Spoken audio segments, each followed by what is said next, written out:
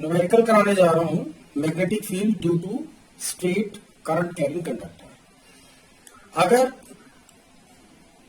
Wire infinitely long और straight wire अगर है तो इससे आर डिस्टेंस पर जो मैग्नेटिक फील्ड है बायो-सेवर्ट लॉ को अप्लाई करने के बाद वो आता है mu naught upon 2 pi I by r, right. जबकि म्यू नॉट की वैल्यू है 4 pi into 10 raise to power -7। तो अगर आप ये वैल्यू यहां पर रखेंगे तो ये पूरा का पूरा ये हिस्सा सॉल्व होके 2 इंटू 10 रेज़ टू पावर -7 आ जाएगा, ठीक है। ऐसा यूनिट टेस्ला है, ठीक, या वेबर पर मीटर स्क्वायर या न्यूटन पर एम्पियर मीटर। लेकिन अगर वायर अगर फाइनाइट लेंथ का है तो जिस पॉइंट पर आपको मैग्नेटिक फील्ड फाइंड करना है उससे इसका जो ऊपर वाला पॉइंट है और जो नीचे वाला पॉइंट है मान लीजिए रेस्पेक्टिवली वो ∅1 और ∅2 डिग्री एंगल क्रिएट कर रहे हैं। तो इस पॉइंट पर जो मैग्नेटिक फील्ड होगा mu naught upon 4 pi I by r sine ∅1 plus sine ∅2 होगा, ठीक है। डायरेक्शन निकालने के लिए मैंने आप लोगों को मेथड इससे पहले वाले लेक्चर में बता दिया था, मैं यहाँ पे फिर से एक बार रिवाइज कर दे रहा हूँ। ये अगर कोई करंट कैरिंग कंडक्टर है तो अगर आप इसको सीधे हाथ से पकड़ो और इस तरह से पकड़ो कि अंगूठा करंट की डायरेक्शन में हो, तो जो उंगलियों की जो कर्लिंग है ये, राइट ना, ये जो उंगलियों की कर्लिंग है जिस डायरेक्शन में भी घूम रही है वही मैग्नेटिक फील्ड की डायरेक्शन है। जैसे कि मान लीजिए ये वायर है, कोई इस तरह से कोई वायर है और ये वायर इस तरह से ऊपर की तरफ इसमें करंट फ्लो हो रही है। तो अगर आप इमेजिन करो कि आपने इसे सीधे हाथ से पकड़ रखा है और इस तरह से पकड़ रखा है कि अंगूठा किसमें है, करंट की डायरेक्शन में है, तो जो उंगलियों का जो घुमाव है वो मैग्नेटिक फील्ड की डायरेक्शन को रिप्रेजेंट कर रहा है। तो जैसे यहां पर इससे अगर आर डिस्टेंस पर अगर मैग्नेटिक फील्ड फाइंड करना है तो उंगलियों की जो कर्लिंग है वो इस तरह से है एंटी क्लॉकवाइज, राइट। तो किसी भी पॉइंट पर अगर आपको मैग्नेटिक फील्ड की डायरेक्शन को स्पेसिफाई करना है तो बस आप वहां पर टेंजेंट लाइन ड्रॉ कर दो, तो ये टेंजेंट लाइन मैग्नेटिक फील्ड की डायरेक्शन को बताएगी। यहाँ पर मैग्नेटिक फील्ड ऐसा होगा, यहाँ पर ऐसा होगा। तो अगर यहाँ से अगर इस जगह को अगर देखो, अगर इस वायर को अगर मैं ऐसे इमेजिन करूँ कि मैंने इसे पकड़ रखा है तो मेरी जो उंगलियों की कर्लिंग है मेरी तरफ से देखने पर कैसी है वो क्लॉकवाइज डायरेक्शन है, राइट। तो इसका मतलब आधा सर्कल इधर है और आधा सर्कल इस कॉपी से नीचे है, ठीक है। तो इस पॉइंट पर जब आप टेंजेंट लाइन ड्रॉ करोगे तो वो कैसा जाएगा, वर्टिकली डाउनवर्ड जाएगा। तो ये वर्टिकली डाउनवर्ड है इसकी डायरेक्शन, ठीक है। अब न्यूमेरिकल में कराने जा रहा हूं, न्यूमेरिकल नंबर 1 है ये कि मेरे पास एक स्क्वायर शेप में कोई वायर है और जिसमें आई करंट फ्लो हो रही है। हमसे पूछा गया है कि सेंटर पे मैग्नेटिक फील्ड बताओ। तो सेंटर पे यानी कि अब ध्यान दीजिए, आपके पास 4 सेक्शन है, एक सेक्शन ये, एक सेक्शन ये, एक सेक्शन ये और एक सेक्शन ये, राइट। आप किसी एक सेक्शन की वजह से मैग्नेटिक फील्ड इस पॉइंट पर निकालो। तो जैसे कि मान लीजिए मैं इस सेक्शन की वजह से निकाल रहा हूं, इसमें करंट की डायरेक्शन कैसे है, ध्यान से देखिएगा जरा, ऐसे, ठीक है ना, इधर से इधर की तरफ देखिए जरा ध्यान से, इसमें लिखा हुआ है वो निशान बना है। तो अगर मैं इसको पकड़ूंगा और सीधे हाथ से आपको पकड़ना है तो अंगूठे को कहाँ रखना है, आपको अंगूठे को रखना है करंट की डायरेक्शन में, ठीक है। पता नहीं इसमें फिगर में आ रहा है कि नहीं आ रहा है, आप अपने हाथ से पकड़ के देख लीजिएगा, ठीक है।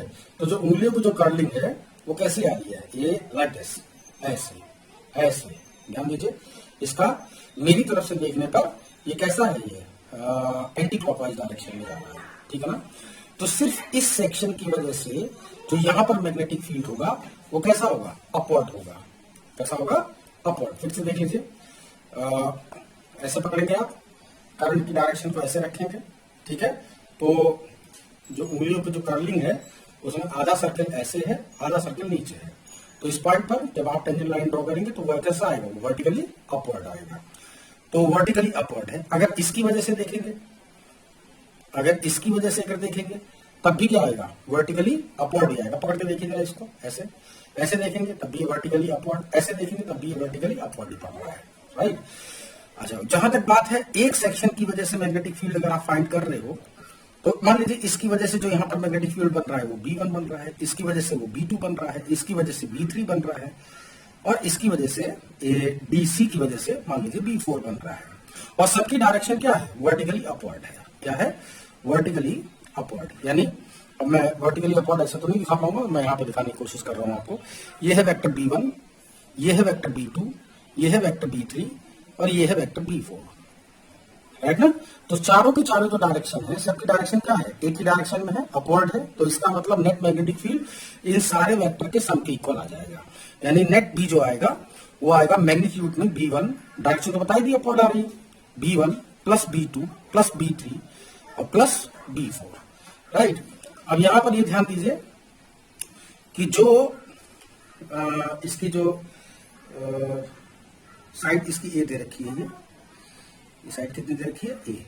तो इसका मतलब ये जो परपेंडिकुलर डिस्टेंस आ रहा है वो कितना आ रहा है, वो a/2 आ रहा है। तो ध्यान दीजिए एक फाइनाइट लेंथ है, इससे r डिस्टेंस पे आपको मैग्नेटिक फील्ड फाइंड करना है जो इससे φ1 और φ2 डिग्री के एंगल पर है। तो नेट मैग्नेटिक फील्ड की वैल्यू कितनी आएगी, इतनी आएगी वो। अच्छा, तो बिल्कुल ठीक इसी तरह से जरा यहाँ पर भी देखिए, ये φ1 की जो वैल्यू है वो 45 डिग्री है, इस φ2 की वैल्यू भी 45 डिग्री है। ठीक है। तो सिर्फ इस वायर की वजह से जो यहां पर मैग्नेटिक फील्ड है जो कि अपवर्ड है वो कितना है, वो μ0/4π I बाय r की जगह से कितना है, ये r डिस्टेंस, ये जो r डिस्टेंस यहां लिखा है r डिस्टेंस कितना है, a/2 है। Right. Sine 45 plus sine 45 degree. ठीक है। अच्छा, तो एक की वजह से मैग्नेटिक फील्ड उतना है, इतना है, दूसरे की वजह से भी इतना ही आएगा, तीसरे की वजह से इतना ही आएगा, चौथे की वजह से भी उतना ही आएगा। ठीक है। क्योंकि जो डिस्टेंस है परपेंडिकुलर डिस्टेंस ये सिर्फ a/2 ही रहना है क्योंकि ये स्क्वायर शेप में है। ये बात समझ में आ रही। अच्छा, तो और ये जो φ1 और φ2 है वो भी आपका 45 डिग्री है। तो इसका मतलब है कि जो नेट मैग्नेटिक फील्ड है वो एक का एग्जैक्ट 4 गुना आ जाएगा। ठीक है। इसी को सॉल्व कर लीजिए, ये आपके पास आंसर आ जाएगा μ0/4π 2√2 I अपॉन ए। ठीक है। तो ये सॉल्व करके ये आपके पास आंसर आ जाएगा। राइट। इसके बाद हम लोग नेक्स्ट क्वेश्चन पे आ रहे हैं, क्वेश्चन नंबर 2 पर। जो क्वेश्चन नंबर 2 है वो भी कुछ इसी तरह से, जैसे मैंने बताया आपको फाइनाइट लेंथ के लिए ही न्यूमेरिकल ज्यादा डिजाइन किए जाते हैं। तो ये हमारे पास एक फाइनाइट लेंथ है, एक ट्राइंगल शेप में है एक, राइट। और इसमें current of 1 ampere I is equal to 1 ampere is flowing in the side of an equilateral triangle of side, ये जो साइड है इसकी, इस साइड को जिसको मैं ए बोल रहा हूं, ये साइड है इसकी कितनी 4.5 into 10⁻⁻² मीटर। राइट। अच्छा, तो इस तरह से इसके अंदर करंट फ्लो हो रही है क्लॉकवाइज डायरेक्शन में, जैसा कि दिख रहा है आपको। ठीक है। पूछा गया है कि इसके सेंटर पे आप मैग्नेटिक फील्ड बताएं कितना आ रहा है, ये इस जगह पर। बात समझ में आ गई ना। तो अब देखो ध्यान से, अभी जो मैंने पीछे क्वेश्चन कराया ये भी वही क्वेश्चन है, बस आप ये बताओ कि इस वायर की वजह से, इस वाले वायर की वजह से, किसी एक वायर की वजह से निकालो। ठीक है। क्यों, तो इस वायर की वजह से यहां पर जो मैग्नेटिक फील्ड होगा इसकी वैल्यू कितनी आएगी, B is equal to μ0/4π I, जो भी है I की वैल्यू भी रख देंगे हम, R ये डिस्टेंस आएगा, ये वाला। ठीक है ना। तो इस डिस्टेंस को निकालने के लिए आप एक काम करिए, ये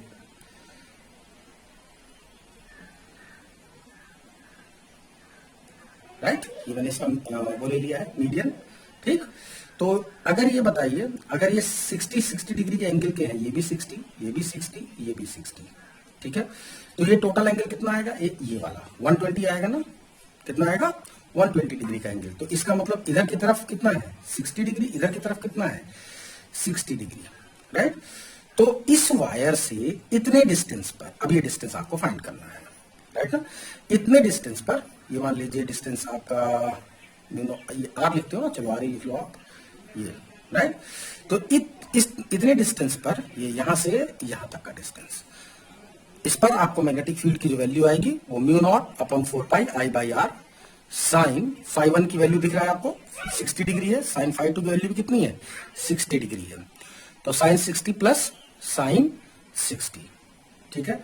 और रही बात इस डिस्टेंस को फाइंड करने की, अगर आप ये डिस्टेंस फाइंड करने में कामयाब हो जा रहे हो तो मेरे ख्याल से आपका प्रॉब्लम जो है बहुत ही आसानी से सॉल्व हो जाएगी। ठीक है।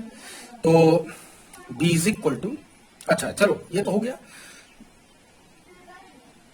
तो नेट मैग्नेटिक फील्ड जो आएगा, देखो इसकी वजह से जो डायरेक्शन आ रही है वो कैसी आ रही है, ऐसे पकड़िए जरा इसको, ठीक है।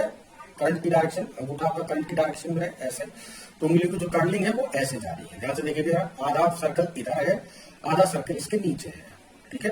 तो इस जगह पर तो मैग्नेटिक फील्ड की डायरेक्शन है वो कितनी है, वो डाउनवर्ड है, वो वैल्यू इतनी है, डायरेक्शन डाउनवर्ड है। इसकी वजह से अगर आप निकालोगे तो वो भी डाउनवर्ड ही जाएगा, और इतना ही आएगा जितना इसकी वजह से आ रहा है, क्योंकि बिल्कुल सिमेट्रिक है, ना तो ये डिस्टेंस चेंज हो रहा है, ना ही करंट की वैल्यू चेंज हो रही है, ना ये फाइज चेंज हो रहे हैं। अच्छा, इसकी वजह से भी सेम उतना ही आएगा और डाउनवर्ड आएगा, ठीक। तो जो नेट मैग्नेटिक फील्ड आएगा वो जो भी आप ये कैलकुलेट करोगे उसका 3 टाइम्स हो जाएगा, ठीक है। और डायरेक्शन डाउनवर्ड, क्रॉस लगा दिए मैंने, ठीक है। अच्छा, तो अब रही बात इस आर की वैल्यू को फाइंड करने की। अगर ये आर की वैल्यू अगर आप फाइंड कर ले रहे हो तो काम आपका आसान हो जाएगा, ठीक है। तो फाइंड करना चाहोगे, चलिए अब एक काम कर ले रहे हैं हम लोग। मैं इस हिस्से को मैं अलग कर ले रहा हूं, ये वाला हिस्सा देखो जरा ध्यान से। मैं अगर नेमिंग करूं ए बी सी और इस मिड पॉइंट को मैं डी, इसको ई और इसे एफ अगर लिखूं तो और ये जो इसका ये सेंट्रॉइड है, ये मान लीजिए आपका कितना है, ये मान लीजिए जी है। तो आप डी जी निकालना चाह रहे हो, डी जी की वैल्यू किसकी इक्वल है, आर के इक्वल है। तो मैं इस वाले ट्राइंगल को अलग कर रहा हूं, डी जी बी को ऐसे ऐसे, ठीक। ये 90 डिग्री का एंगल है, ये वाला एंगल 90 डिग्री है। ये पॉइंट डी, ये पॉइंट जी और ये पॉइंट बी, राइट। ये जितना भी डिस्टेंस है कितना है, 4.5 इंटू 10⁻² है ये। तो ये जो डिस्टेंस है, इतना डिस्टेंस वो इसका जस्ट हाफ होगा, यानी कि a/2 है। यानी ये भी a/2, ये भी a/2, ये भी a/2, ये भी a/2 और ये भी a/2, ये भी a/2, ठीक। तो कितना हुआ ये हो गया आपका a/2, राइट। अच्छा, एक वैल्यू हम बाद में पुट कर देंगे। ये एंगल आपका कितना है, 60 डिग्री है। ये एंगल कितना आ रहा है, 60 डिग्री, ठीक है। तो इसकी अगर मैं इसके अंदर साइन अप्लाई करूं, क्या अप्लाई करोगे, साइन नहीं, साइन अप्लाई करके तुम्हें क्या फायदा होगा, क्योंकि ये तो आपको ये डिस्टेंस निकालना है ना, ये वाला आर यही है ना। कॉस अप्लाई करो इसके अंदर, अगर ये 90 है, ये 60 है, तो ये कितना हो जाएगा, ये 30 हो जाएगा, ठीक है। तो कॉस 30 इज इक्वल टू किसके होगा, ये कॉस 30 इज इक्वल टू किसके होगा, बेस अपॉन हाइपोटेन्यूस ना, ये भी बेकार है, कॉस 30 भी नहीं बनेगा ये। इसमें आप 10 अप्लाई करो, 10 30 इज इक्वल टू होगा perpendicular upon base r upon a/2, ठीक है ना। तो r इज इक्वल टू किसके आया, a/2 10 30, 10 30 की वैल्यू है √1/√3, यानी कि ये हो गया 2/√3। अगर मैं a की भी वैल्यू अगर यहाँ पे पुट कर दूं तो कितना आ जाएगा, ये a की वैल्यू अगर मैं पुट कर दूं 4.5 इंटू 10⁻⁻, ये रखा है -2 डिवाइडेड बाय 2 इंटू √3। ये वैल्यू जो r की ये वैल्यू आ रही है, यानी कि ये जो परपेंडिकुलर डिस्टेंस आ रहा है वो यहाँ पर आप पुट करेंगे। तो नेट मैग्नेटिक फील्ड जो आएगा वो आ जाएगा 3 टाइम्स ऑफ μ0 अपॉन 4 की वैल्यू 10⁻⁻7 आ जाएगी। I की वैल्यू 1 एम्पियर है, R की वैल्यू इतनी है जो अभी आपने निकाली है 4.5 into 10⁻² divided by 2/√3, right, into sine 60 plus sign 60। बस इसी को आप सॉल्व कर लीजिए, यहीं से आपको आंसर मिल जाएगा, ठीक है। तो मैं आंसर देख के बता देता हूँ, 4 इंटू 10⁻⁻5 टेस्ला, ये आंसर आ जाएगा ये, ठीक है। क्वेश्चन नंबर 3 पे भी हम लोग आएंगे।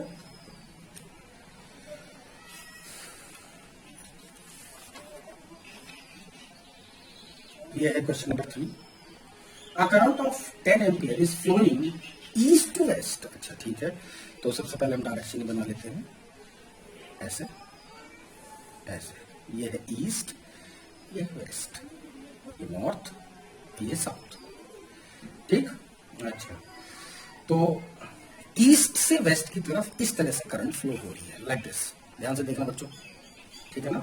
और कितनी करंट फ्लो हो रही है, 10 एम्पियर की करंट फ्लो हो रही है इसके अंदर, ये आई की वैल्यू है ये, ठीक है।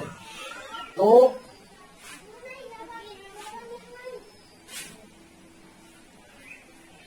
तो ये कह रहे हैं east to west in a long wire kept in east west direction, ठीक है। Find the magnetic field in a horizontal plane at a distance of 10 centimetre north. ये नॉर्थ है, ये इधर की तरफ नॉर्थ है, तो इससे 10 सेंटीमीटर के डिस्टेंस पर कितने पे आर की जो वैल्यू है वह 10 सेंटीमीटर। इस पॉइंट पर, इस पॉइंट ए पर आपको मैग्नेटिक फील्ड फाइंड करना है। अच्छा, दूसरा है इसके अंदर 20 centimetre south from the wire, तो साउथ की तरफ नीचे की तरफ है, तो नीचे की तरफ ये इनफाइनाइटली लॉन्ग वायर है, ये ध्यान रखिएगा, ठीक है। यहां पर ये 20 सेंटीमीटर पे ये R2 लिख देता हूं मैं। इस पॉइंट बी पर आपको मैग्नेटिक फील्ड फाइंड करना है, ठीक है। अच्छा, और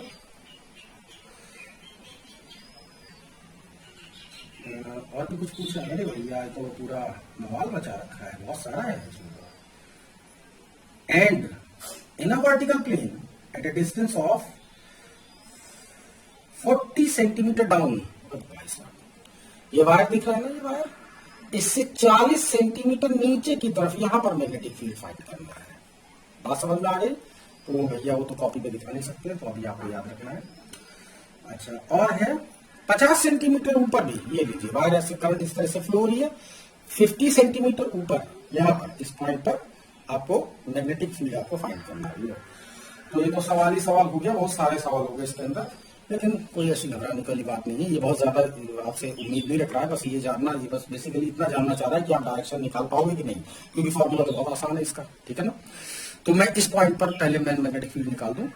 eight magnetic field at point A, वो कितना होगा? इनफाइनाइटली लॉन्ग वायर है, mu naught upon 2 pi I by r, that is 2 × 10⁻⁻⁷। Current जो इसके अंदर फ्लो हो रही है वो 10 एम्पियर की फ्लो हो रही है, और जो ये डिस्टेंस है वो 10 सेंटीमीटर है, यानी कि 0.1 मीटर, राइट ना। तो ये जो सॉल्व होकर जो ये आंसर आएगा वो आ जाएगा आपका 2 × 10⁻⁻5 टेस्ला। अब आइए बात डायरेक्शन की, जो ये जानना चाह रहा है आपसे, तो ध्यान दो बच्चों। ये वायर है, मैं इस वायर को मैं ऊपर ले आया, ये जो पॉइंट ए है जो यहाँ पर दिखा रखा इस जगह पर, तो ये पॉइंट ए आपका यहाँ पर आ जाएगा, दिख रहा है ना। तो अगर मैं इसको सीधे हाथ से ऐसे पकड़ूंगा और करंट को अंगूठे की डायरेक्शन में रखूंगा, तो कर्लिंग मेरी कैसे जा रही है? सर्कुलर सर्कल की ऐसे जा रही है, राइट ना। तो इस पॉइंट पर मैग्नेटिक फील्ड कैसा होगा? डाउनवर्ड। जब आप टेनिंग लाइन ड्रॉ करोगे तो वो डाउनवर्ड जाएगा। इस पॉइंट पर कैसा आएगा? इधर की तरफ, जो ये वाला पॉइंट बी दे रखा है, इस पर आएगा अपवर्ड, ऐसे ऊपर की तरफ, लाइक दिस, राइट ना। अच्छा, और कौन सा कहा है इसमें पॉइंट?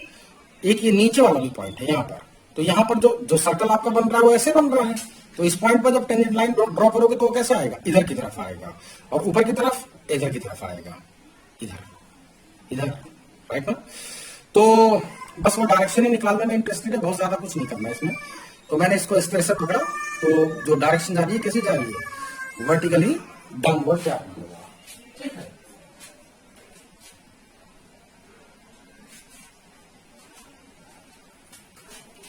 अगर आप इस पॉइंट बी पर अगर निकालोगे तो mu naught upon 2 pi I by r, that is 2 × 10⁻⁷, 10 upon, ये डिस्टेंस एक्चुअली 0.2 है, ठीक है। तो इसको भी सॉल्व कर लीजिएगा, ये भी आंसर आपको कुछ ना कुछ पता लग जाएगा। 1 × 10⁻⁵ टेस्ला, और इसकी जो डायरेक्शन आएगी वो कैसी आ रही है? देखो जरा ध्यान से, इस तरह से अपवर्ड पड़ रही है ना। थोड़ा सा खुद करके देखो, अगर नहीं समझ में आता तो मुझे कमेंट बॉक्स में बता देना, मैं फिर से इसकी डायरेक्शन निकालना बता दूँ। डायरेक्शन निकालना बहुत जरूरी है, ठीक है। तो इसी तरह से इस वाले पर जो यहाँ पर निकालना है आपको मैग्नेटिक फील्ड, उसकी डायरेक्शन कैसी जा रही है? इधर की तरफ। अब इधर कौन सी डायरेक्शन है? नॉर्थ, राइट ना। तो उधर की तरफ पड़ेगा ये नॉर्थ वाला डायरेक्शन। नीचे वाला जो पॉइंट है वहां पर कैसे पड़ रहा है? इधर की तरफ आएगा टेंजेंट लाइन, तो ये आ जाएगा टुवर्ड द साउथ। डायरेक्शन ये वैल्यू निकालना तो ऐसे ही, जैसे आपको ये दोनों निकलवा दिया वैसे उसका भी निकालना है, ठीक है।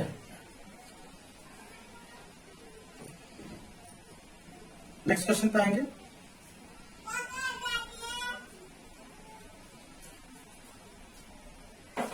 क्वेश्चन नंबर 5 क्या है? और क्वेश्चन नंबर 4 आएगा ना, 3 के बाद 4 है, ठीक है। इन द एडजॉइनिंग फिगर, अच्छा फिगर एक दे रखा है इन्होंने, तो ये फिगर मैं आप लोगों के लिए बना दे रहा हूं ऐसे।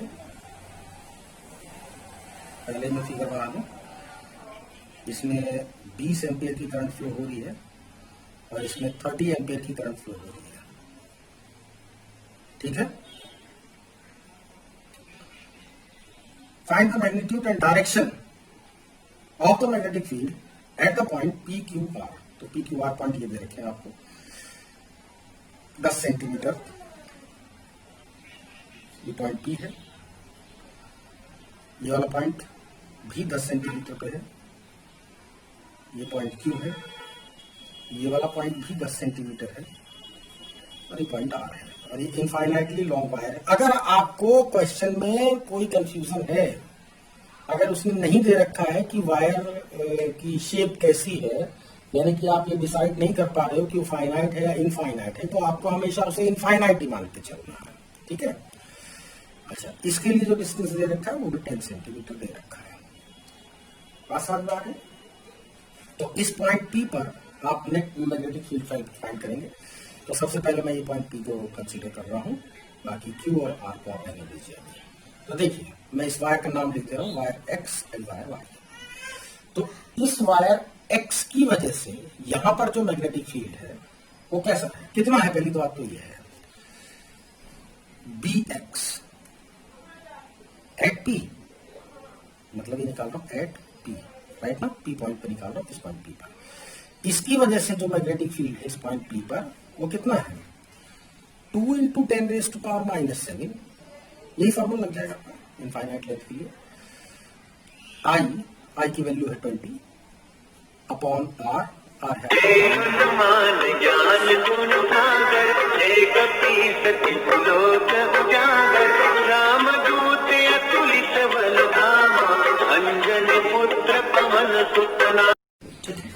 खैर, सॉल्व करके जो भी आंसर आ रहा है उसको अभी हमने लिख लिया है यहाँ पर। अब सॉल्व करके इतने टेस्ला आंसर लिख लीजिएगा इसको। अब आइए बी वाई पर। इसकी वजह से यहां पर मैग्नेटिक फील्ड कितना है, वो कितना होगा, 2 × 10⁻⁷, है ना। ये टोटल डिस्टेंस 20 सेंटीमीटर दे रखा है। ठीक है, तो कितना हुआ ये, इसकी वजह से इसमें 30 एम्पीयर की करंट फ्लो हो रही है। तो आई की वैल्यू कितनी है 30 और ये आर की वैल्यू कितनी है, इतना आएगा है ना, ये 20 और प्लस ये 10 दैट इज 0.3। इतने टेस्ला सॉल्व कर लीजिएगा, ये तो आंसर लिखा ही जाएगा। अब उसके बाद की बात कर रहे हैं। ये बताइए कि इसकी वजह से यहां पर जो मैग्नेटिक फील्ड है उसकी डायरेक्शन क्या है। ध्यान से देखिएगा, करंट ऐसे फ्लो हो रही है तो आप ऐसे पकड़ेंगे, इस तरह से, ठीक है ना, ऐसे पकड़ेंगे। और जो उंगलियों की जो कर्लिंग है, मेरी तरफ से देखने पर क्या लग रहा है, वो इस तरह की कर्लिंग आएगी। मेरी तरफ से देखने पर ये लग रहा है क्लॉकवाइज डायरेक्शन में, राइट ना। तो क्लॉकवाइज डायरेक्शन का मतलब ये हो गया कि ऐसे सर्किल, आधा सर्किल ऐसे, आधा सर्किल नीचे जा रहा है। तो इस जगह पर अगर आप टेंजेंट लाइन ड्रॉ करोगे तो वो कैसा आएगा, वो वर्टिकली अपवर्ड आएगा, यानी कि dx की जो वैल्यू है वो वर्टिकली अपवर्ड है। बात समझ में आ गई, dx की वैल्यू वर्टिकली अपवर्ड है। लेकिन इसकी वजह से अगर आप मैग्नेटिक फील्ड निकालो तो ध्यान से देखो, अब की बार मुझे करंट की डायरेक्शन ऐसे रखनी है, ठीक है ना। अब देखिए ऐसे, राइट। तो अब की बार जो कर्लिंग है वो इस तरह से है, कैसे, एंटी क्लॉकवाइज, राइट। तो 30 सेंटीमीटर की पर इसकी वजह से जो मैग्नेटिक फील्ड यहां पर बन रहा है, जिसकी वैल्यू बी वाई है, उसकी जो डायरेक्शन है वो कैसी बन रही है, ऐसे फिर से पकड़े, ध्यान से देखें जरा इसको, इस तरह से जा रहा है, यानी कि वो वर्टिकली डाउनवर्ड जा रहा है। इस पॉइंट पर जो टेंजेंट लाइन जाएगी वो कैसे जाएगी, वर्टिकली डाउनवर्ड। अब ये दो वैल्यूज हैं जो कि जस्ट ऑपोजिट डायरेक्शन में, एक की डायरेक्शन अपवर्ड, एक की डायरेक्शन डाउनवर्ड। तो नेट मैग्नेटिक फील्ड कितना आ जाएगा बताइए, जब दो वेक्टर एक दूसरे के ऑपोजिट डायरेक्शन में है तो रिजल्टेंट कितना आएगा, दोनों के डिफरेंस के इक्वल। तो अब डिफरेंस कितना आ रहा है, वो आ जाएगा आपका, ध्यान रखिएगा, पहले हम इसको थोड़ा सॉल्व कर लें। 2 2 से ये हो जाएगा 4, राइट, और ये हो गया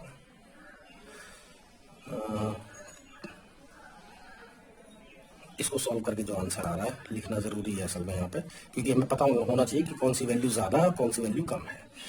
तो ये डेसिमल हट गया, 2 0 बढ़ गया, ये 10⁻⁻5 हो गया, 4 × 10⁻⁻5 है। अच्छा, इसमें ये 0 हट जाएगा तो ये हो जाएगा 100, तो ये हो जाएगा 2 इंटू, इसका जो आंसर आएगा 2 इंटू 10⁻⁻5 टेस्ला राइट। तो ध्यान दीजिएगा ये वाला जो अपवर्ड है इसकी वैल्यू 4 इंटू 10⁻⁻5 है। मैं इस डायरेक्शन को ऐसे लिख दे रहा हूं, देखो मैं अपवर्ड डायरेक्शन में इधर की तरफ दिखा दे रहा हूं, ये अपवर्ड डायरेक्शन है, अपवर्ड राइट। और जो डाउनवर्ड डायरेक्शन है वो मैं इधर की तरफ दिखा दे रहा हूं, जस्ट ऑपोजिट डायरेक्शन में, ठीक है। तो ये है आपका bx वेक्टर और ये है आपका by वेक्टर। अब ये दोनों जस्ट ऑपोजिट डायरेक्शन में है तो रिजल्टेंट क्या आएगा, दोनों के डिफरेंस के इक्वल। तो ऑब्वियस सी बात है, बड़े वाले में से आपको छोटा वाला घटाना है, तो नेट मैग्नेटिक फील्ड जो आ रहा है B इज इक्वल टू आ जाएगा bx माइनस by। तो जब bx माइनस by करोगे आप तो 4 में से 2 कितना बचा, 2 इंटू 10⁻⁻5 टेस्ला। और डायरेक्शन किसकी, अब इन दोनों का जो रिजल्टेंट आ रहा है वो इधर की तरफ आएगा, इधर की तरफ अपवर्ड डायरेक्शन में, ये डाउनवर्ड डायरेक्शन है ये, ठीक।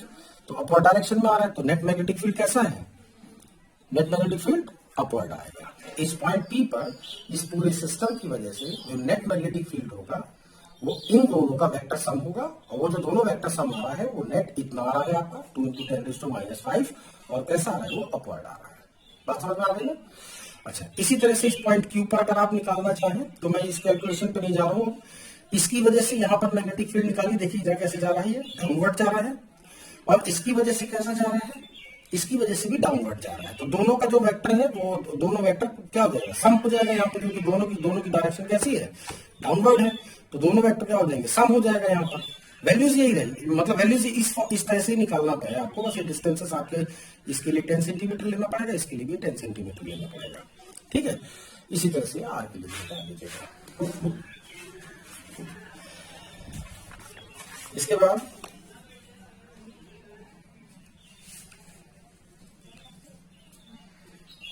क्वेश्चन नंबर 6 की हम बात पता नहीं कौन सा क्वेश्चन पर, क्वेश्चन नंबर 4 पे थे ना, क्वेश्चन नंबर 5 का है, ठीक है। तो जो क्वेश्चन नंबर 5 है ये कह रहा है कि the figure shows a right angle isosceles triangle PQR। चलिए पहले मैं यही काम कर लेता हूं, आइसोसेलेस ट्राइंगल है PQR base equal to A metre. Okay, ये लीजिए, इसका जो बेस है ये A है, ठीक है। अच्छा, a current of I ampere is flowing downward along a thin straight wire cutting the plane of the paper normally at Q। Okay, ये पॉइंट Q है, ये पॉइंट P है, ये पॉइंट R है। इस जगह पर जो एक वायर है वो इस तरह से, मतलब इस समझ लीजिए इस बोर्ड में से छेद कर रखा है ना, और वायर ऐसे नीचे की तरफ जा रहा है, ठीक है। और उस वायर में जो करंट फ्लो हो रही है, ये मैं क्रॉस लगा दे रहा हूं, यानी कि जो करंट की डायरेक्शन है वो ऐसे डाउनवर्ड जा रही है। कैसे जा रही है बेटा, डाउनवर्ड जा रही है, ठीक। अच्छा, इसमें यहां पर भी मैंने एक ड्रिलिंग कर रखी है और यहां पर भी एक वायर जा रहा है, और वो वायर वर्टिकली अपवर्ड उसके अंदर करंट जा रही है, राइट। करंट जो जा रही है वो आई ही जा रही है दोनों में। अच्छा, अब ये यहां तक तो बात सही हो गई। अब ये समझिए कि 2 वायर है मेरे पास, एक वायर ये है जिसमें करंट डाउनवर्ड जा रही है, एक वायर यहां पर है कहीं जिसमें करंट कैसी जा रही है, अपवर्ड जा रही है, ठीक है। तो अब ये पूछ रहे हैं हमसे कि and find out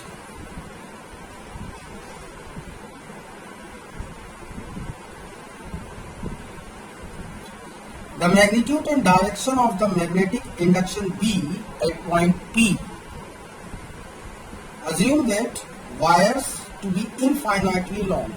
ये जो वायर्स हैं ये इनफाइनाइटली लॉन्ग है, ये मतलब ये PQ वायर और PR वायर, ठीक है। तो सॉरी, ये वायर थोड़ी है, वायर ये है बेटा, ये और ये, जिसमें वर्टिकली अपवर्ड डाउनवर्ड कट जा रही है और इसमें वर्टिकली अपवर्ड कट जा रही है, ठीक है। अच्छा, तो अब हमें इस पॉइंट P पर नेट मैग्नेटिक फील्ड फाइंड करना है due to these 2 vertical wires, ठीक है ना। अच्छा, तो अब ये तो क्वेश्चन भैया नहीं होगा, कुछ ना कुछ जरूर हमसे मिस हो रहा है। देख लो एक बार में question. The figure shows a right angle, हाँ ये राइट एंगल्स आइसोसेलेस ट्राइंगल है, मतलब ये जो एंगल है वो 90 डिग्री का है। तो अब ये सॉल्व हो जाना चाहिए मेरे ख्याल से, अब आराम से, कोई दिक्कत नहीं आनी चाहिए अब इसमें। तो ध्यान देंगे बेटा कि ये वायर इस तरह से है, ऐसे वर्टिकल वायर है ये, करंट इसमें डाउनवर्ड ऐसे जा रही है ऊपर से नीचे की तरफ, ठीक है। तो अगर मैं इसको अपने अंगूठे को ऐसे करंट की डायरेक्शन में रखूं ऐसे, है ना, तो मेरी जो कर्लिंग है वो इस तरह से, यानी कि इसकी वजह से जो मैग्नेटिक फील्ड बन रहा है वो ऐसे क्लॉकवाइज डायरेक्शन में बन रहा है। बात समझ में आ गई। अब इससे P डिस्टेंस पर, यानी कि अब P डिस्टेंस अभी हमें ये फाइंड करना पड़ेगा कि ये डिस्टेंस कितना है। इतने डिस्टेंस पर जो भी मैग्नेटिक फील्ड है वो कितना है, वो B1 है। तो इसकी पहले तो डायरेक्शन हमें पता लगानी चाहिए। वैसे तो ये सर्कुलर है, ये जो पूरा का पूरा जो नेट मैग्नेटिक फील्ड है वो इस टाइप से सर्कुलर है। तो इस पॉइंट पर जो टेंजेंट लाइन ड्रॉ करेंगे हम, वही क्या होगी, वही इस तरह सर्कुलर है, तो वही क्या होगी। तो इस पॉइंट पर जब मैं टेंजेंट लाइन ड्रॉ करूंगा तो वो टेंजेंट लाइन अब देखना पड़ेगा कि वो कैसी जाएगी। तो जरा हम पहले बता दें कि ध्यान दो कि मैं इस पॉइंट Q की बात कर रहा हूं कि ये Q पॉइंट को अगर मैं सेंटर पे ले लूं ऐसे, यहां पर ये Q पॉइंट है, ये सेंटर पे ले लिया, तो इससे इस डिस्टेंस पर, इस पॉइंट P पर, ये पॉइंट P है आपका, राइट ना, यहां पर जो मैग्नेटिक फील्ड है वो कैसा है, ध्यान से देखिए जरा, इनसे मैं दिखा दे रहा हूं ऐसे करके, है ना, वो इस तरह से क्लॉकवाइज चल रहा है। तो इस पॉइंट पर जो मैग्नेटिक फील्ड होगा वो यहाँ पर टेंजेंट लाइन ड्रॉ करने पर पता लगेगा आपको कि ये मैग्नेटिक फील्ड की डायरेक्शन है। बात समझ में आ गई। लेकिन ये ध्यान रखिएगा कि ये रेडियस है, यानी कि ये रेडियस है। तो रेडियस और टेंजेंट दोनों ही कैसे होते हैं, एक दूसरे से एग्जैक्ट 90 डिग्री के एंगल पर होते हैं। बात समझ में आ गई। तो यहां ध्यान दो कि ये पहले से ही 90 दे रखा है, इसका मतलब जो टेंजेंट लाइन ड्रॉ करोगे वो इसी PQ के PR के अलावा आ जाएगा। तो ये हो गया आपका वेक्टर B1। बात समझ में आ गई मेरे ख्याल से, ठीक है। वैल्यू अब हमें अभी हम निकाल लेते हैं। B1 इज इक्वल टू हो जाएगा μ0/4 दैट इज 10 × 2 × 10⁻⁷ I, जो भी करंट इसके अंदर जा रही हो, वैल्यू दे नहीं रखी है, शायद लिख लेता हूं, हाँ वैल्यू नहीं है, तो I अपॉन ये आपको PQ आपको फाइंड करना है। ये अगर निकाल लो तो काम बन जाएगा, ठीक है। तो चूंकि ये आइसोसेलेस ट्राइंगल है तो आप जरा गौर करो कि अगर ये 90 है, ये दो साइड इक्वल है, ये वाली साइड और ये वाली साइड, मतलब ये साइड और ये साइड दोनों इक्वल है, तो इसका मतलब ये जो इसके आमने सामने के जो एंगल होंगे वो भी क्या होंगे, इक्वल होंगे। तो अगर ये 90 है और ये x है, ये भी x है, तो 90 + x should be equal to 180। तो x की वैल्यू आ गई 45 डिग्री, यानी ये एंगल जो है वो आपका 45 डिग्री है और ये वाला भी एंगल 45 डिग्री है। समझ में आ गई ना बात।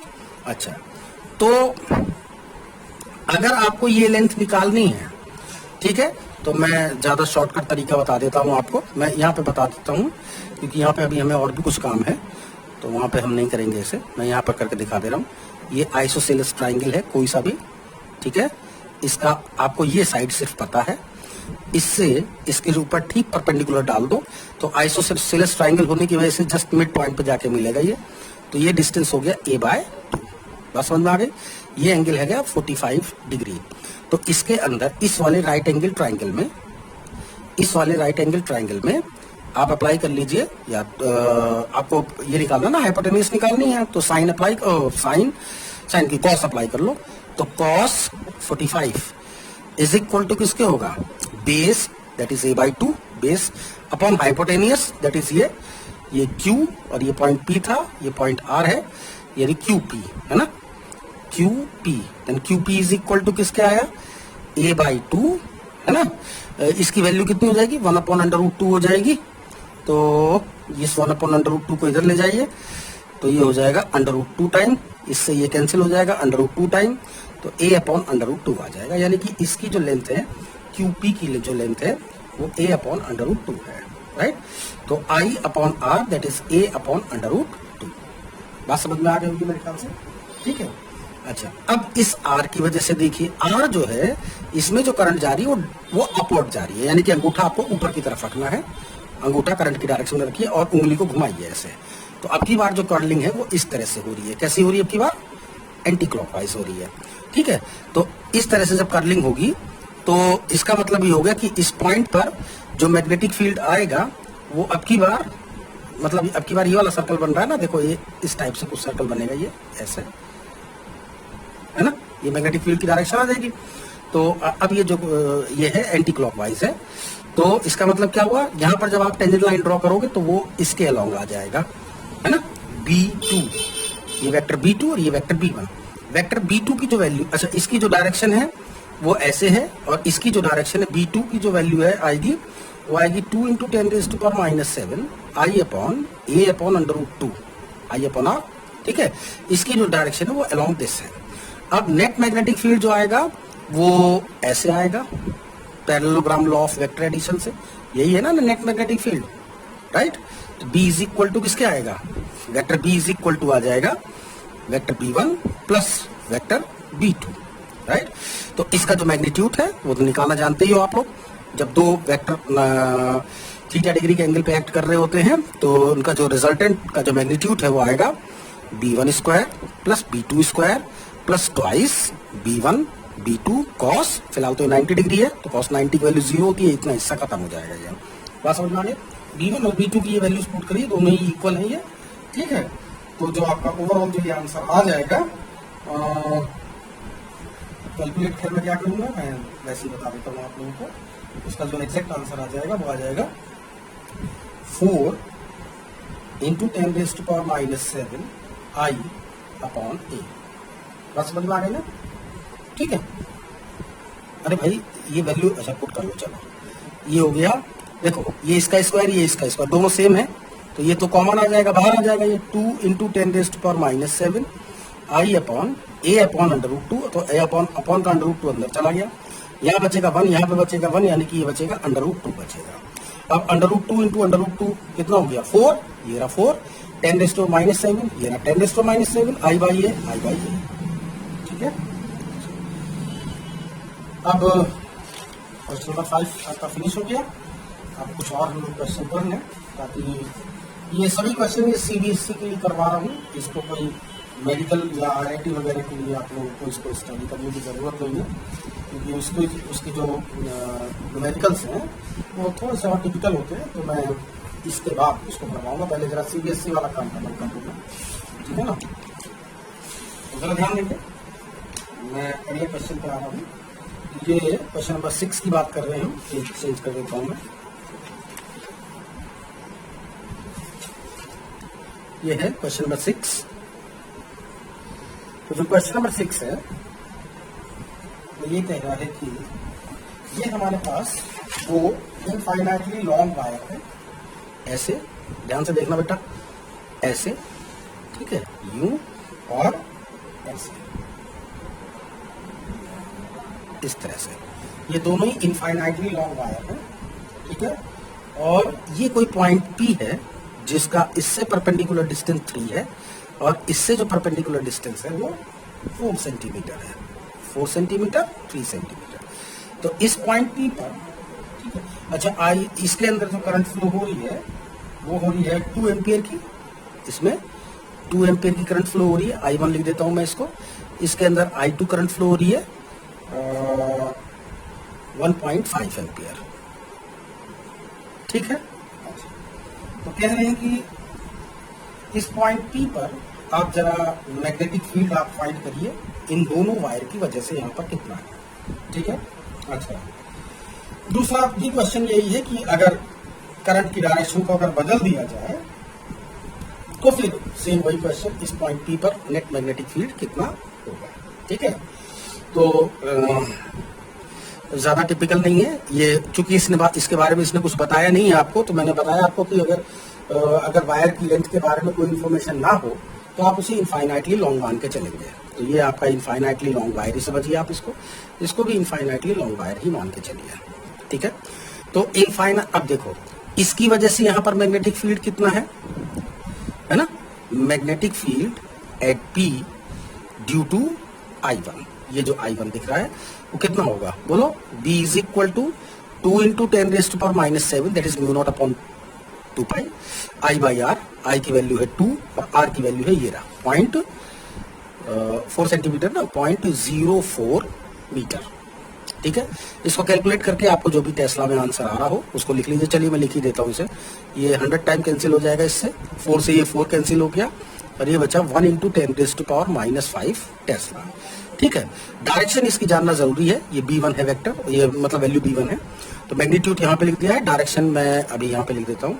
तो देखिए ये वायर इस तरह से करंट इसके अंदर फ्लो हो रही है। आप ऐसे पकड़िए इसको, अंगूठे को करंट की डायरेक्शन में रखिएगा तो उंगलियों का जो घुमाव जा रहा है वो ऐसे जा रहा है। ध्यान से देखिए, मेरी तरफ से देखने पर ये क्लॉकवाइज डायरेक्शन है, राइट ना। तो इस पॉइंट पर जब आप टेंजेंट लाइन ड्रॉ करोगे तो वो कैसा जाएगा, वो वर्टिकली डाउनवर्ड जाएगा। तो कैसा हो गया ये, वर्टिकली डाउनवर्ड, राइट ना। अच्छा, अब ध्यान से देखो यहां पर, अब इसी तरह से magnetic field at P due to ये I2 वायर जो है, इसके अंदर मतलब I2 करंट फ्लो हो रही है, तो इसकी वजह से जो आएगा वो B2 आएगा आपका 2 × 10⁻⁷ I, मतलब फॉर्मूला तो याद ही होगा ना, B = होता है μ0/2 पाई I बाई आर। μ0 की वैल्यू रख लीजिए 4 पाई × 10⁻⁷/2 पाई I बाई आर। इससे ये 2 बार कट जाएगा और ये आंसर आ जाता है, राइट ना। आई की वैल्यू कितनी है 1.5 अपॉन ये लेंथ कितनी है 3 सेंटीमीटर, दैट इज 0.03। तो ये इससे कैंसिल हो जाएगा, ये 100 टाइम कैंसिल हो जाएगा और ये पूरा का पूरा 3 कैंसिल ही हो रहा है। ये तो भैया ये भी उतना ही आ गया 1 × 10⁻⁵। इसकी भी डायरेक्शन हमें देखनी चाहिए कैसी जा रही है। अब जरा ध्यान से देखेंगे, मैं अंगूठे को करंट की डायरेक्शन में, करंट ऐसे जा रही है तो मैं अंगूठे को करंट की डायरेक्शन में रख रहा हूँ, ठीक है, और उंगलियों को इस तरह से कनेक्ट कर रहा हूँ। अब जरा ध्यान से देखेंगे कि जो करंट है, मतलब जो मैग्नेटिक फील्ड है वो इस तरह से जा रहा है। मतलब अगर आप यहाँ पर बैठे हो तो आपको इधर से बैठने पर ये जो डायरेक्शन दिखाई देगी वो कैसी दिखाई देगी, क्लॉकवाइज दिखाई देगी। तो इसका आधा सर्किल यहाँ पर है, आधा सर्किल यहाँ है और आधा सर्किल इस कॉपी के नीचे है। ठीक है, तो जब आप इस पॉइंट पर जब टेंजेंट लाइन ड्रॉ करोगे तो वो भी कैसा चला जाएगा, वर्टिकली डाउनवर्ड ही जा रहा है। ठीक है, तो वर्टिकली डाउनवर्ड जा रहा है तो इसकी भी वैल्यू कितनी हो गई, वर्टिकली डाउनवर्ड हो गई। देखो छोटी मोटी कैलकुलेशन मिस्टेक हो सकती है, इसको जो है आप लोग मैनेज कर लेना, ठीक है, क्योंकि अब हमें कोई कैलकुलेशन को रटी हुई तो रहती नहीं है ना, वो अलग अलग क्वेश्चन बार बार आते हैं। तो चलिए, तो अब बताइए, अब ये दोनों वेक्टर सेम डायरेक्शन में आ गए, दोनों के दोनों वर्टिकली डाउनवर्ड है। अब मैं डाउनवर्ड डायरेक्शन को ऐसे दिखा रहा हूँ, ये वेक्टर B1 है, ये डायरेक्शन डाउनवर्ड है, ठीक। अब डाउनवर्ड ऐसे बना नहीं सकते है ना, और ये वेक्टर B2 है, वो भी इधर की तरफ ही। अब दोनों वेक्टर सेम डायरेक्शन में एक्ट कर गए तो नेट मैग्नेटिक फील्ड कितना होगा, vector B1 plus vector B2, यही होता है ना। तो इसका जो मैग्नीट्यूड आएगा वो कितना आएगा, √B1² plus B2² plus twice B1 B2 cos 0। cos 0 की वैल्यू होती है 1, तो ये बन गया B1² plus B2² plus twice B1 B2, यानी कि ये बन गया B1 प्लस B2 का होल स्क्वायर का अंडर रूट। तो ये कैंसिल हो गया, आंसर आ गया B1 प्लस B2। इसीलिए हम सिंपली कहते हैं कि जब दो वेक्टर सेम डायरेक्शन में जब एक्टिव हो तो जो रिजल्टेंट है दोनों के सम के इक्वल कर देते हैं, और जब एंटी पैरेलल हो तो क्या होता है, तो रिजल्टेंट दोनों के डिफरेंस के इक्वल आ जाता है। ठीक है, तो वैसे B1 और B2 दोनों को एडअप करोगे जब आप, तो ट्वाइस हो जाएगा, ये 1 × 10⁻⁵ प्लस 1 × 10⁻⁵, ये 10⁵ कॉमन आ जाएगा, अंदर बचेगा 1 + 1, दैट इज 2 × 10⁻⁵ टेस्ला। ठीक है ना, समझ में आ गया बच्चों। अच्छा, दूसरा सवाल वो भी बिल्कुल ऐसे ही है, लेकिन इन्होंने कहा है पता नहीं दोनों की डायरेक्शन को चेंज करना चाह रहे हैं, किसी एक की डायरेक्शन को। ठीक है, सेकंड पार्ट में ये है कि if the direction of the current be reversed in one of the wire. अच्छा, किसी एक वायर में अगर करंट की डायरेक्शन बदल दे रहे हैं, मान लीजिए मैं इसकी डायरेक्शन बदल दे रहा हूं, ऐसे बदल दे रहा हूं, ठीक है, तो जरा ध्यान दो। अब इस पर तो कोई कैलकुलेशन आपको करनी नहीं है, तो पहले से हुआ पड़ा है, और वो है आपका ये रहा आंसर, राइट। लेकिन अगर मैं इसमें करंट की डायरेक्शन को अगर बदल दूं तो अब की बार जो मैग्नेटिक, अब की बार मुझे अंगूठा इधर की तरफ रखना पड़ेगा, ठीक है ना। तो अब जो कर्लिंग होगी मेरी वो इस तरह से होगी, यानी कि ऐसे होगी, यानी इधर जो लड़का बैठा हुआ है उसको जो मैग्नेटिक फील्ड की जो डायरेक्शन है, यानी कि जो सर्कल जो बन रहा है, वो उसकी जो कर्लिंग है वो कैसी दिखाई देगी, वो एंटी क्लॉकवाइज दिखाई देगी, राइट ना। तो इस पॉइंट पर जब ऐसे चलेगा ये, तो जो मैग्नेटिक फील्ड की डायरेक्शन आएगी वो कैसी आएगी, वो वर्टिकली अपवर्ड आ जाएगी।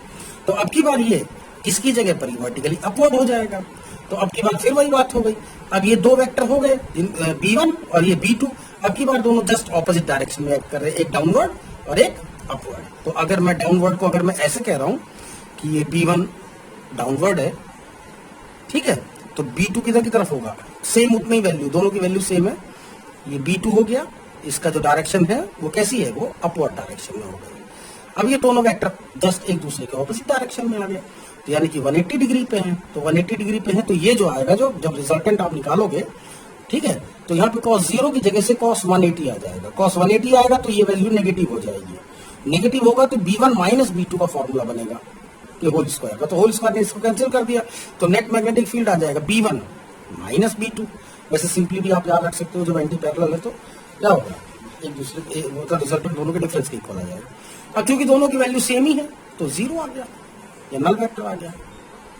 बात समझ में आ गई ना, ठीक है। 0 टेस्ला, यूनिट में लिखना मत भूलिएगा, भले ही आंसर 0 आ रहा हो, लेकिन आपको यूनिट लिखना है, ठीक।